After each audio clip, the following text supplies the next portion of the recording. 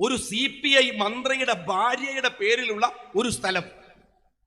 ആ സ്ഥലത്ത് അവര് തേനീച്ചനെ വളർത്തുന്നുണ്ട് ഉപജീവനത്തിനായിട്ട്.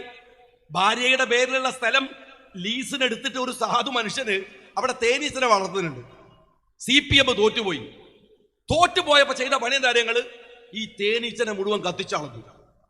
എന്തൊരു മനുഷ്യന്മാരാണോ സഖാക്കളെ ഞങ്ങള്. പണ്ട് ഏത് കൊല്ല ഞങ്ങള് ആ പാമ്പിനെ കത്തിച്ചത്? എത്ര കൊല്ലായി?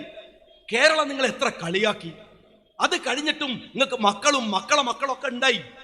എന്നിട്ടും ഈ മരബുദ്ധി പോയിട്ടില്ലടോ സഖാവേ. എന്നിട്ട് നിങ്ങൾ നന്നാവല്ല.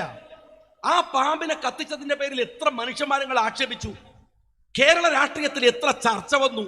ഒരു ഉളുപ്പ് എന്ന് പറഞ്ഞ സാധനം നിങ്ങൾക്കില്ലേ? എന്നിട്ട് പോയിട്ട് ഈ പാവം തേനീച്ചകളെ തോറ്റതിന് തേനീച്ചക്ക് വോട്ടുണ്ടാ? ഞാൻ അറിയാണ്ട് ചോദിക്കാണ്.